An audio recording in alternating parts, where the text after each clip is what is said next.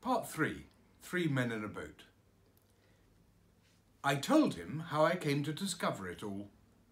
Then he opened me and looked down on me and clutched hold of my wrist, and then he hit me over the chest when I wasn't expecting it. A cowardly thing to do, I call it. And immediately afterwards butted me with the side of his head. After that he sat down and wrote out a prescription and folded it up and gave it to me, and I put it in my pocket and went out. I did not open it. I took it to the nearest chemist's and handed it in.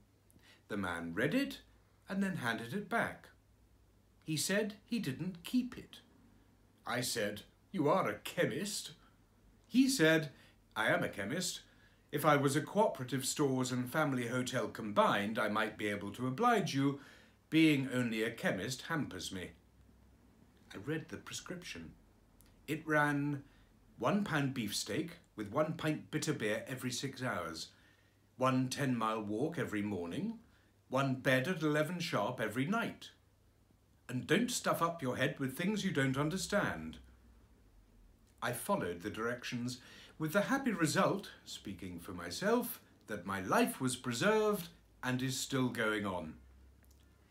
In the present instance, going back to the liver pill circular, I had the symptoms, beyond all mistake, the chief among them being a general disinclination to work of any kind. What I suffer in that way no tongue can tell. From my earliest infancy I have been a martyr to it. As a boy, the disease hardly left me for a day. They did not know then that it was my liver. Medical science was in a far less advanced state than now, and they used to put it down to laziness. "Why, you skulking little devil, you," they would say.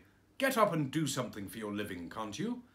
Not knowing, of course, that I was ill. And they didn't give me pills, they gave me clumps on the side of my head. And strange as it may appear, those clumps on the head often cured me, for the time being. I have known one clump on the head have more effect upon my liver and make me feel more anxious to go straight away then and there and do what was wanted to be done without further loss of time than a whole box of pills does now. You know, it often is so. Those simple, old-fashioned remedies are sometimes more efficacious than all the dispensary stuff. We sat there for half an hour, describing to each other our maladies. I explained to George and William Harris how I felt when I got up in the morning, and William Harris told us how he felt when he went to bed, and George stood on the hearthrug and gave us a clever and powerful piece of acting, illustrative of how he felt in the night. George fancies he is ill, but there's never anything really the matter with him, you know. At this point, Mrs. Poppets knocked at the door to know if we were ready for supper. We smiled sadly at one another and said we supposed we had better try to swallow a bit. Harris said a little something in one's stomach often kept the disease in check, and Mrs. Poppets brought the tray in, and we drew up to the table and toyed with a little steak and onions and some rhubarb tart.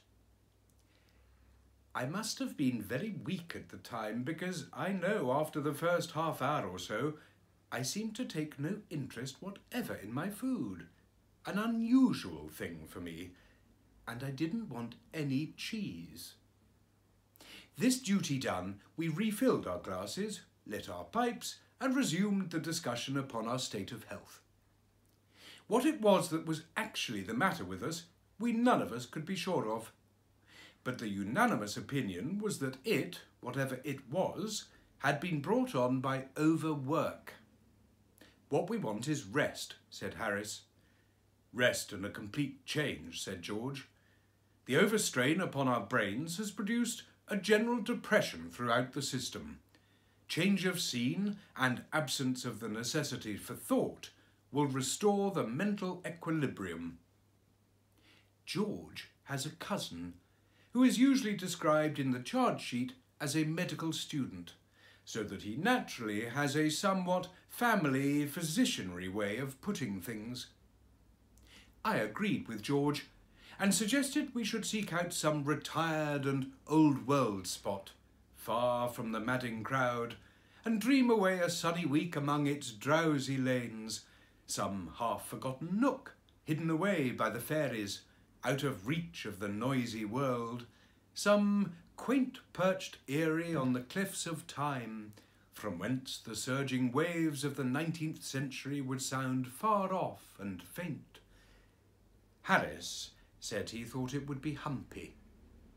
He said he knew the sort of place I meant, where everybody went to bed at 8 o'clock, and you couldn't get a referee for love or money, and had to walk 10 miles to get your baccy. No, said Harris, if you want rest and change, you can't beat a sea trip. I objected strongly to the sea trip. A sea trip does you good when you are going to have a couple of months of it, but for a week, it is wicked.